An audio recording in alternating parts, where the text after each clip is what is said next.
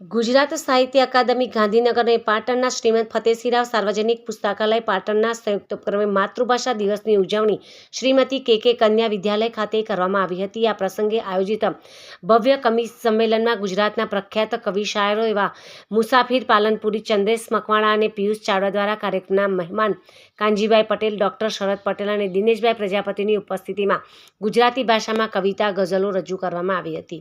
આ પ્રસંગે લાઇબ્રેરીના પ્રમુખ ડૉક્ટર શૈલેષ સોમપુરા દ્વારા આવા માતૃભાષાની ઉજવણીના કાર્યક્રમો ગુજરાતમાં 550થી વધારે જગ્યાએ થઈ રહ્યા છે તેમ જણાવ્યું હતું અને સરકારશ્રીની પ્રશંસા પણ કરી હતી।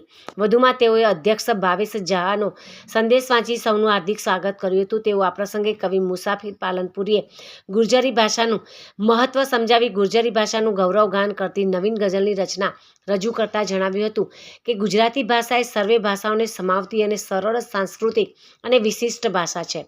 ઉપરાંત અક્ષર શું છે તેનું મહત્વ સમજાવતી રચના રજૂ કરી શબ્દ દેવતાનું મહત્વ સમજાવ્યું હતું। આ પ્રસંગે કવિ ચંદ્રેશ મકવાણાએ પણ ગુજરાતીમાં વેદના સંવેદનાઓનું મહત્વ સમજાવી રચનાઓ રજૂ કરી। કવિ પિયુષ ચાવડાએ પણ ગુજરાતી ભાષાનું મહત્વ સમજાવતા કાવ્ય રજૂ કરી ગુજરાતી ગઝલો રજૂ કરી હતી। આમ આ ત્રણેય કવિઓએ સતત 3 કલાક સુધી ઉપસ્થિત શ્રોતાઓને આહ્લાદિત કર્યા હતા। આ પ્રસંગે મહેમાન કાનજીભાઈ પટેલ, ડૉક્ટર શરદભાઈ પટેલ તેમજ ડૉક્ટર દિનેશભાઈ પ્રજાપતિએ આવા કવિઓનો લાભ લાઇબ્રેરી દ્વારા પાટણના નગરજનોને મળી રહ્યો છે તે બદલ આનંદ વ્યક્ત કરી આયોજકોનો ધન્યવાદ પાઠવ્યા હતા। કાર્યક્રમનું સંચાલક નગીનભાઈ ડોડિયાએ કર્યું હતું, જ્યારે આભાર વિધિ માસુકભાઈ મોદીએ કરી હતી। આ પ્રસંગે સુનિલભાઈ પાગેદરા તેમજ રાજેશભાઈ પરીખ, કમલેશભાઈ સ્વામી, હસમુખભાઈ સોની, અશ્વિનભાઈ નાયક વગેરે સભ્યો, મને જાણો પરિવાર, પાટણના પ્રબુદ્ધ નગરજનો, શાળાનો સ્ટાફ વગેરે મોટી સંખ્યામાં ઉપસ્થિત રહી ગુજરાતીમાં સહયોગ કરી કાર્યક્રમને સફળ બનાવ્યો હતો।